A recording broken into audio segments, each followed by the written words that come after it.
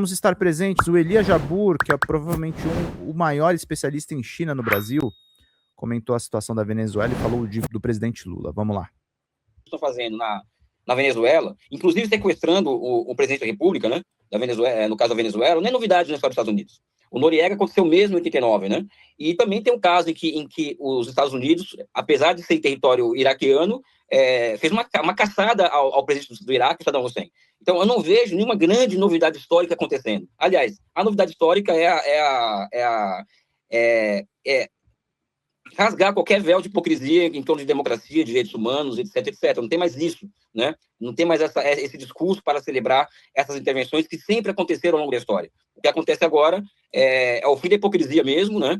E essa ameaça que nos acomete. Eu tenho também dito que o que acontece agora nesse momento é que a América Latina, a exemplo dos anos 80, né? A gente pode dizer, os anos 80 sempre uma baixa comparação nas minhas análises, ela volta a viver uma condição de barbárie, ou seja, os Estados Unidos vão tentar ocupar a América Latina, não permitir com que países como o Irã, como China, como Rússia, tenham acesso a recursos naturais e ativos da região, né? Ao mesmo tempo que eles vão promover governos verdadeiros protetorados, né, aqui na América Latina, para dar o ar de legalidade ao saque que é o sonho do Trump para a América Latina. E aqui eu falo rapidamente do Brasil, se vocês me permitirem, as manifestações dos governadores de extrema-direita, por exemplo, batendo palma para o que aconteceu na Venezuela, né, e insinuando, inclusive, que o Trump fez certo em sequestrar Maduro, além deles estarem indo contra a Constituição brasileira, que prega a autodeterminação dos povos, isso deixa muito claro para o povo brasileiro o seguinte: caso a extrema-direita volte ao governo do Brasil em 2026, no final de 2026, o que vai acontecer é que eles não passarão de fantoches da política externa dos Estados Unidos do Brasil. Ou seja, eles entregarão ativos estratégicos para os Estados Unidos, como água, petróleo e minerais críticos. E não vamos nos esquecer, né? Bolsonaro ele propôs para Biden, já Joe Biden, a exploração conjunta da Amazônia com os Estados Unidos, além do que o governo Jair Bolsonaro tenha sido, ao lado do governo Fernando Henrique, o governo mais entreguista da história do Brasil. Então, existe um ativo político também que é entregue para os governos da região, para os governos de esquerda da região e para as forças nacionalistas e patrióticas, que é o seguinte: ou é nós ou é eles. Ou seja, o Petro na Colômbia, por exemplo, está transformando esse limão super azedo em uma baita limonada. O candidato dele nas eleições está à frente das pesquisas, né? E eu acredito que o Brasil deve seguir um caminho semelhante, pautando a centralidade da questão nacional, da independência nacional, da nossa soberania. Eu quero botar na tela o tweet de hoje do Departamento de Estado, né? Você tem que parar de compartilhar. Ah, não, aqui já consegui compartilhar. É uma foto do Trump dizendo: este é nosso hemisfério. O Trump está declarando o seguinte: todos os países das Américas são nossas colônias, né? Isso vale, inclusive, para o Brasil, né? Ele está dizendo: aqui quem manda somos nós. Só que, se você for olhar o mapa das Américas, o maior comércio de praticamente todos os países hoje é com a China, né? Como é que você acha que vai ficar a relação China-Brasil, China-América Latina, depois desta declaração do Trump? Eu, particularmente, acho que não vai mudar o quadro. Por quê? Porque os Estados Unidos não são capazes de entregar para a América Latina os bens que a América Latina que a China entrega para a América Latina, como, por exemplo, os bens manufaturados, máquinas, equipamentos, eletrônicos, etc. Assim como os Estados Unidos não são capazes de se tornar um mercado, vamos dizer assim, para produtos produzidos na América Latina. Então, não muda nada em relação a isso. Né? Não tem como mudar isso aí. Não tem como um decreto ou uma simples ocupação militar mudar isso daí. Da mesma forma como eu acredito que não vai mudar as relações em relação aos investimentos chineses na região por conta dessa política do Trump, né? Então, acho que, por enquanto, nada muda, né? Na minha opinião. Os chineses não vão deixar de fazer política, fazer investimento, fazer comércio com a América Latina, muito menos a América Latina com a China, porque não tem saída, Leonardo. Não tem saída, não tem para onde correr, né? O mercado para os nossos produtos hoje é China e Índia, e o mercado, e a América Latina é parte do mercado parte do mercado dos chineses. Acho que esse é um ponto.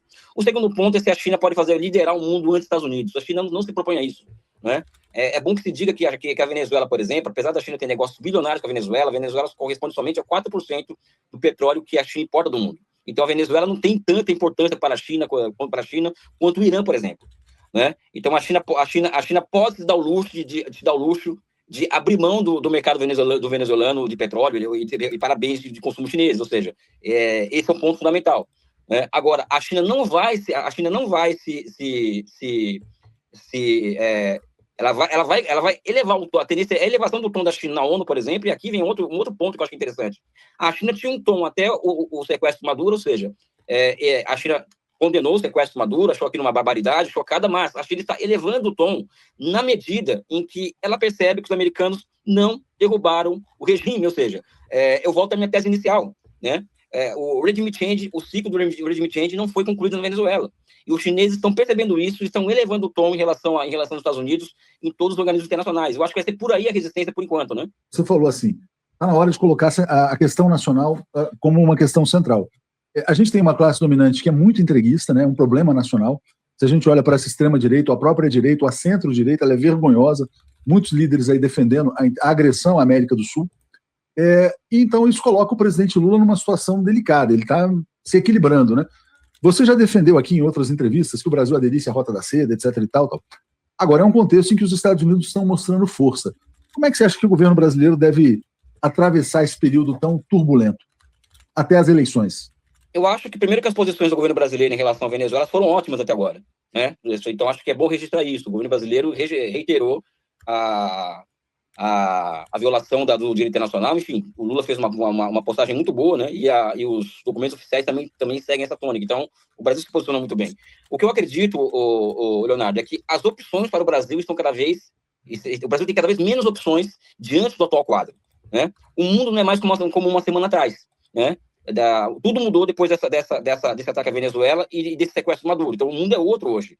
Da mesma forma que não é o mesmo de 45 anos atrás. Existe uma dialética temporal a ser trabalhada para a fim de alcançar síntese, mas as opções do Brasil estão ficando cada vez menores no atual momento. Então, qual que é a solução política para isso? Primeiro, acho que seria o campo popular, a esquerda, o centro, centralizar o seu discurso na questão da soberania, ou seja, é isso que eu acredito que vai ser o grande tema das eleições desse ano. No Brasil não precisa se equilibrar, no sentido de se colocar em defesa irrestrita da Venezuela e do Maduro, né? E nem tampouco aderir hoje, nesse exato momento, à nova Rota da Seda. Eu acho que a grande tarefa política do momento é nós elevarmos a nossa consciência política, elevarmos a nossa consciência e sofisticação de pensamento estratégico para que nós cheguemos às eleições... Eu acho que a gente devia ter entrado na Rota da Seda antes, né? Agora é ultra arriscado. Gente, 160 faltando, a gente vai ter o Géser Batista em instantes. Só terminar de passar esse corte aqui, vamos lá. 2026, com um discurso muito claro e centralizado na defesa da soberania. E aqui vem o fato que eu acho que é fundamental, o fato portador de futuro, que é qual?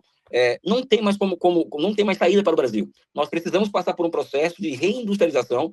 Isso é para ontem. O Brasil ele não tem uma indústria de defesa. O Brasil se desindustrializou e continua a se desindustrializar rapidamente, mesmo com todos os esforços do governo Lula tem feito com a Nova Indústria Brasil. O Brasil não consegue deixar de ser um país com 18% de taxa de investimento ao ano em relação ao PIB, que isso é uma taxa de país em guerra. Então, o desafio brasileiro hoje, e a única opção que sobra para o Brasil nos próximos anos, é um programa agressivo de reindustrialização. Caso contrário, nós ficaremos muito vulneráveis à intervenção estrangeira no Brasil, né? E a intervenção estrangeira não necessariamente um ataque estrangeiro como foi na Venezuela, mas a própria vulnerabilidade ideológica que nós temos hoje, né? A desindustrialização, ela aumenta essa vulnerabilidade, né? Até porque com a desindustrialização, que passa a mandar no país enquanto bloco de classes, é o sistema financeiro, é o agronegócio, que são duas classes que estão um pouco se lixando para o futuro do Brasil, né? Acho que esse é o grande ponto, e acredito, Leonardo, já discutimos isso, acho que em particular aí você, eu posso abrir publicamente, que o desafio brasileiro, ele é a esquerda se tornar, por exemplo, tomar para si o papel que seria dessa burguesia. Já que nós não temos uma burguesia que pense o Brasil enquanto uma nação capaz de se industrializar e ter um papel no mundo, que a esquerda se coloque nesse papel. Eu acho que esse que é o fundamental no momento, né? Fala, galera da Folha TV, não se esquece de se inscrever aqui no nosso canal para assistir programas como Folha Notícias Manhã, Folha Notícias Noite, o nosso Folha Entrevista e o nosso Barzinho das Meninas. Muitas coisas bacanas a gente acompanha por aqui e a gente precisa muito, muito do apoio de vocês para nosso trabalho jornalístico, investigativo, de curadoria de conteúdo, com vocês ajudando no nosso Pix, folhademocrata@gmail.com, ou mandando superchats, valeu demais, e os recursos financeiros, tornando-se membro do nosso canal, no nosso curso de jornalismo básico, para você ficar muito bem informado a respeito de tudo. Queridos e queridas, muito obrigado pela presença de todos vocês. Vida longa e próspera. Cuidem-se, cuidem dos seus, e não esquece de se inscrever aqui na Folha TV. Até mais!